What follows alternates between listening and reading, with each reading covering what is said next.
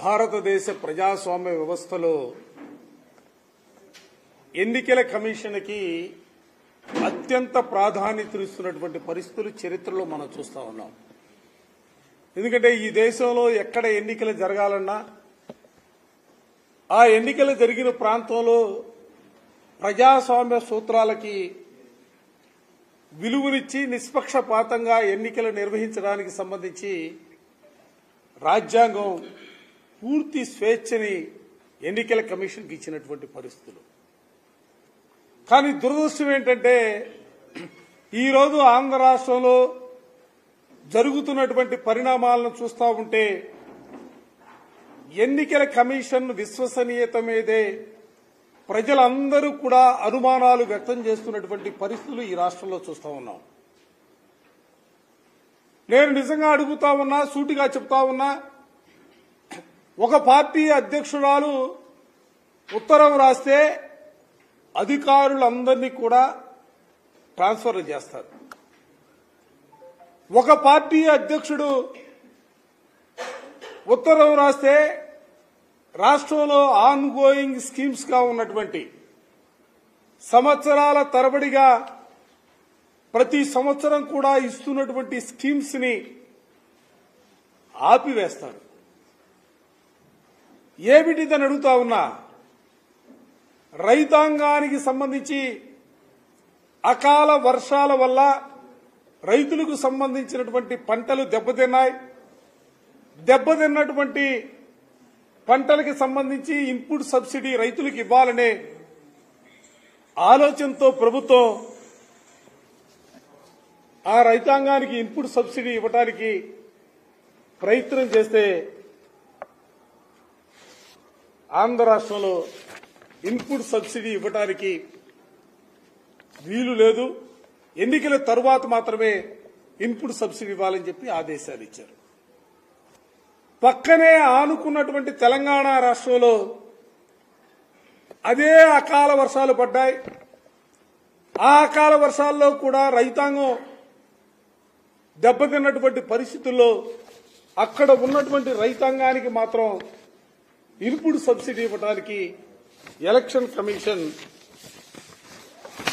Permission ఇచ్చినటువంటి పరిస్థితి. నేను అడుగుతా ఉన్నా, ఏంటి వ్యత్యాసం ఏంటని అడుగుతా ఉన్నా. అంటే ఎలక్షన్ కమిషన్ అంటే సహజంగా మనం ఏమనుకుంటామంటే ఎన్నికల కమిషన్ ఒక నిర్ణయం తీసుకుంటే అది జమ్మూ కాశ్మీర్లో అయినా, ఉత్తరప్రదేశ్లో అయినా, పంజాబ్లో అయినా, ఆంధ్రప్రదేశ్లో అయినా, లేదా తెలంగాణలో అయినా ఒకే విధానం ఉంటుందని మనం ఆశపడతా ఉంటాం. కానీ పక్క ఉన్నటువంటి రాష్ట్రాల్లో తెలంగాణలో ఇన్పుట్ సబ్సిడీ ఇవ్వడానికి పర్మిషన్ ఇస్తే ఆ రాష్ట్ర ప్రభుత్వం ఇన్పుట్ సబ్సిడీని విడుదల చేసినటువంటి పత్రం ఇది. అది ఎప్పుడు ఇచ్చారు? మొన్న 4వ తారీఖున దానికి సంబంధించినటువంటి పర్మిషన్ ఇచ్చారు. అక్కడ ఉన్నటువంటి ప్రభుత్వం రైతుల ఖాతాలకు సంబంధించి ఇన్పుట్ సబ్సిడీని ఇచ్చింది. అదే మనం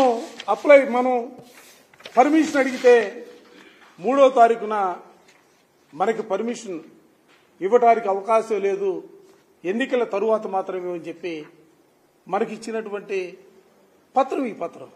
అసలు ఎక్కడ ఏం మారింది అడుగుతున్నాం. అకాల వర్షాలు అక్కడ పడ్డాయి, ఇక్కడ పడ్డా అకాల వర్షాలే. అక్కడ దెబ్బతిన్న పొలాలు రైతాంగానికి సంబంధించినటువంటి పొలాలే. అక్కడ రైతులే, ఇక్కడ రైతులే. ఎందుకు రెండు రాష్ట్రాల మధ్య వ్యత్యాసం ఏంటని అడుగుతా ఉన్నా. దీంతో పాటుగా విద్యార్థులకు సంబంధించి విద్యా దీవెన కార్యక్రమం, అది కూడా ఆన్ గోయింగ్ కార్యక్రమం.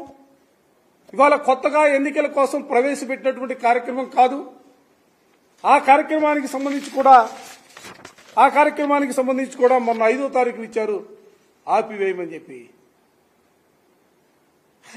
ఎక్కడ ఏ పక్క కమిషన్ ముందుకు సాగుతుందని అడుగుతా ఉన్నా. దాంతో పాటుగా చేయూత కార్యక్రమం, అక్కా చెల్లెలకు సంబంధించినటువంటి చేయూత కార్యక్రమానికి సంబంధించి కూడా దానికి కూడా ఇప్పటి వరకు కూడా పర్మిషన్ ఇచ్చేపలేదు. కాగితాల రూపాయన అటు ఇటు నడుస్తున్నటువంటి పరిస్థితులు. నేను అడుగుతా ఉన్నా చంద్రబాబు నాయుడు గారు, ఎందుకంటే దీని అంతటికి కూడా కూటమిలో చేరక ముందు ఒక విధమైనటువంటి భావనలు ఆలోచనలతో వ్యవస్థలు పనిచేశాయి. కూటమిలో చేరిన తర్వాత చంద్రబాబు నాయుడు గారు తనకున్నటువంటి ఇన్ఫ్లుయెన్స్ మొదటి నుంచి కూడా వ్యవస్థల్ని మేనేజ్ చేయగలిగినటువంటి పరిస్థితుల్లో చంద్రబాబు నాయుడు ఇవాళ వ్యవస్థలను కూడా ఆదేశించే రీతిలో అతను ముందుకు సాగుతున్నాడు. ఎప్పటి నుంచో ఉన్నటువంటి పేదలకు సంబంధించి పెన్షన్ స్కీములు కూడా అర్ధాంతరంగా వాలంటీర్ల ద్వారా ఇచ్చే కార్యక్రమాన్ని 2 నెలల పాటు వాలంటీర్లు ఎక్కడా కూడా రాకుండా కొంత, ఎందుకంటే 100 మంది వృద్ధులు మృతి చెందడానికి చంద్రబాబు నాయుడు కార్యక్రమమయ్యాడు. అదేవిధంగా రైతాంగానికి సంబంధించి ఇవాళ రైతులు ఎవరు అంతా చిన్నకారు రైతాంగం ఎవరైతే వైఎస్ఆర్ కాంగ్రెస్ పార్టీకి పూర్తి స్థాయిలో మద్దతునిస్తున్నా ఉన్నారో ఆ మద్దతు ఇస్తున్నటువంటి వర్గాల వారి అందరినీ కూడా ఇబ్బందులు పాలు చేసే కార్యక్రమానికి, ప్రజల్ని ఇబ్బంది పాలు చేసే కార్యక్రమానికి శ్రీకారం చుట్టారు. చంద్రబాబు నాయుడు ఆలోచనలు ఎప్పుడు కూడా ఆ రీతిలోనే కొనసాగుతూ ఉంటాయి. సమాజంలో పేదవారికి సంబంధించి ఏ విధమైనటువంటి వాళ్ళకి రావలసినటువంటి ఆ నిధుల్ని అడ్డుకోవడంలో ఎప్పటికప్పుడు చంద్రబాబు నాయుడు సఫలీకృతం అవుతున్నాడన్న అంశాన్ని కూడా ఈ సందర్భంగా చెప్తా ఉన్నా. వాళ్ళ విద్యా దీవెనికి సంబంధించి ఎవరున్నారు? ఎస్సీ, ఎస్టీ, బీసీ, ఓబీసీలు ఎవరైతే ఎకనామికల్ గా వెనుకబడిన వర్గాలుగా పేదరికంలో ఉన్నారో ఆయా వర్గాలకు రావాల్సినటువంటి ఈ నిధులు రాకుండా అడ్డుపడ్డారు. అంటే పేదవాళ్లు ఇబ్బంది పడాలా? పేద విద్యార్థులు చదువుకు దూరం కావాలా? అదేవిధంగా ఇవాళ అక్కా చెల్లెములు చేయుత లాంటి కార్యక్రమాలు, వాళ్ళకి కాస్త జీవనోపాధికి ఉపయోగపడుతున్నటువంటి కార్యక్రమాల్ని దాన్ని అడ్డుకోవడం కోసం ప్రయత్నం చేస్తా ఉన్నారు. దయచేసి ప్రజల్ని కూడా గమనించమని కోరుతా ఉన్నా. చంద్రబాబు నాయుడు నేతృత్వంలో ఇవాళ జరుగుతున్నటువంటి పరిణామాల ప్రక్రియ మేము కూడా అధికారులు ట్రాన్స్ఫర్ చేస్తేనో ఏదో ఎన్నికల ప్రక్రియలో భాగమని మేము అనుకుంటా ఉన్నాం. కానీ ప్రజల్ని ఇబ్బంది పెట్టే కార్యక్రమాల్ని రోజు రోజు కూడా ఎన్నికల కమిషన్ మీదే, దాని విశ్వసనీయత మీదే ఇవాళ, ఎందుకంటే మేము నిన్న మొన్న చూస్తా ఉన్నాం, ఇవాళ రాష్ట్ర వ్యాప్తంగా ఉన్నటువంటి పేద వర్గాలందరూ కూడా రోడ్లపైకి వస్తా ఉన్నారు. ఎన్నికల కమిషన్ విశ్వసనీయతని ప్రశ్నిస్తా ఉన్నారు. దయచేసి నేను ఈ సందర్భంగా కోరుతా ఉన్నా, చంద్రబాబు నాయుడు ట్రాప్ లో పడొద్దు. చంద్రబాబు నాయుడు నైజమే వెన్నుపోట్లు. కాబట్టి దయచేసి చంద్రబాబు నాయుడు ట్రాప్ లో పడొద్దు అని చెప్పి కమిషన్ సంబంధించి కూడా మేము రిక్వెస్ట్ చేస్తా ఉన్నాం. ఎందుకంటే దానికి ఆ కమిషన్ కు ఉన్నటువంటి విశ్వసనీయత, విలువలు కొనసాగాలనే భావంతోనే వైఎస్ఆర్ కాంగ్రెస్ పార్టీ ఇంకా కూడా రిక్వెస్ట్ చేస్తా ఉంది. మీరు నిన్న చూశారు, ప్రధానమంత్రి మోడీ గారు ఈ రాష్ట్రానికి వచ్చారు. ప్రధానమంత్రి మోడీ గారు ఈ రాష్ట్రానికి రాకముందు ఒక పక్క చంద్రబాబు నాయుడు, మరో పక్క Pawan Kalyan land titling act కు సంబంధించి, ఎందుకంటే కేంద్ర ప్రభుత్వం నీతి ఆయోగ్ ద్వారా రాష్ట్రాలకు పంపించినటువంటి ఆ ల్యాండ్ టైటిలింగ్ యాక్ట్ కు సంబంధించి అది కేంద్ర ప్రభుత్వం ప్రతిపాదించినటువంటి బిల్లు. దానికి సంబంధించి నిజంగా మీకు అభ్యంతరాలుంటే చంద్రబాబు నాయుడు గారు కానీ పవన్ కళ్యాణ్ గారు కానీ మీకు అభ్యంతరాలుంటే ఎందుకు ప్రధానమంత్రి ఉన్నటువంటి వేదిక పైన మీరు ఎందుకు మాట్లాడలేదని అడుగుతా ఉన్నాం. ఎందుకు ఆయన మోకరిల్లారని అడుగుతా ఉన్నా.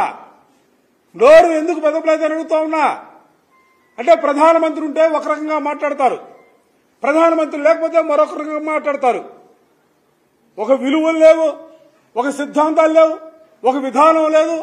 ఏదో ఒక రకంగా అధికారాన్ని చేపట్టాలనే ఆలోచన తప్ప ప్రజలకు సంబంధించి కానీ ప్రజలకు ఉపయోగపడే కార్యక్రమాలు చేద్దామన్న రీతిలో ఈ రాష్ట్రంలో ఉన్నటువంటి చంద్రబాబు నాయుడు అనే కంపెనీ లేదన్న అంశాన్ని కూడా ఈ సందర్భంగా చెబుతూ, చంద్రబాబు నాయుడు అడ్డుకుంటున్నటువంటి వైనాన్ని కూడా ప్రజలు గమనించాలని, ఈ 4 రోజులు అడ్డుకుంటామేమో కానీ తరువాత, ఎందుకంటే 130 సార్లు జగన్మోహన్ రెడ్డి గారు బటన్ నొక్కి పేదల ఖాతాల్లో జమ చేసినటువంటి వైనం ఇవాళ ఈ రాష్ట్రంలో ఉన్నటువంటి ప్రజానికం యావత్తు కూడా గమనించారు. 130 సార్లు బటన్ నొక్కి తమ ఖాతాల్లో నిధులు జమ చేసినటువంటి ముఖ్యమంత్రి గారికి రుణం తీర్చుకోవడం కోసం రేపు 13వ తారీఖున ప్రజలు కూడా 2 బటన్లు నొక్కడానికి సిద్ధంగా ఉన్నారు. ఒకటి పార్లమెంట్ సంబంధించి, 2 అసెంబ్లీకి సంబంధించి 2 బటన్లు కూడా నొక్కి వైఎస్ఆర్ కాంగ్రెస్ పార్టీ ఫ్యాన్ గుర్తుపైన ఓట్లు వేసి తద్వారా రాబోయే కాలంలో ఈ రాష్ట్రంలో తెలుగుదేశం పార్టీ పేక కూడా నొక్కుతారని చెప్పి నేను ఈ సందర్భంగా చెప్తా ఉన్నాను.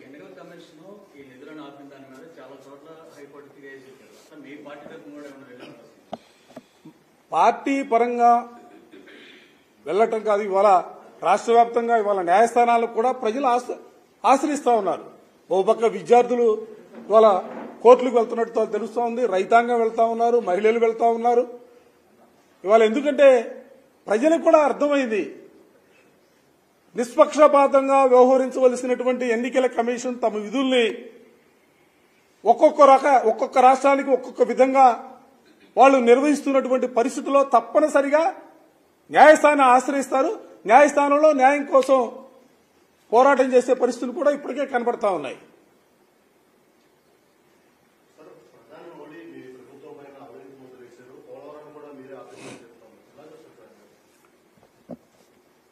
పోలవరానికి సంబంధించి జాతీయ ప్రాజెక్టుగా ఉన్నటువంటి అంశం రాష్ట్రంలో కాదు, దేశంలో అందరూ కూడా తెలిసినటువంటి అంశం. ఎందుకంటే ప్రభుత్వం తన పరిధిని మించి కూడా ముందుకు వెళ్లి కాంట్రాక్టుల చేత పనులు చేయించే కార్యక్రమాన్ని త్వరితంగా పూర్తి చేయాలా, రైతాంగానికి నీరు ఇవ్వాలా. ఎందుకంటే అది రాజశేఖర రెడ్డి గారి కళ. ఆ కళను నిజం చేయడం కోసం వైఎస్ఆర్ కాంగ్రెస్ పార్టీ జగన్మోహన్ రెడ్డి గారు ఎప్పుడు కూడా దాని మీద ఒక ప్రత్యేకమైనటువంటి ఆలోచన శ్రద్ధ చేసి దాన్ని త్వరితంగా పూర్తి చేయడానికి ఎప్పుడు కూడా అడుగులు వేస్తున్నటువంటి పరిస్థితులు ఉన్నాయి. కాబట్టి వాళ్ళు ఏదో ఎన్నికల కోసం ఇవాళ మాట్లాడుతున్నటువంటి మాటల్ని ప్రజలు విశ్వసించరన్న విషయాన్ని కూడా ఈ సందర్భంగా చెప్తా ఉన్నాను.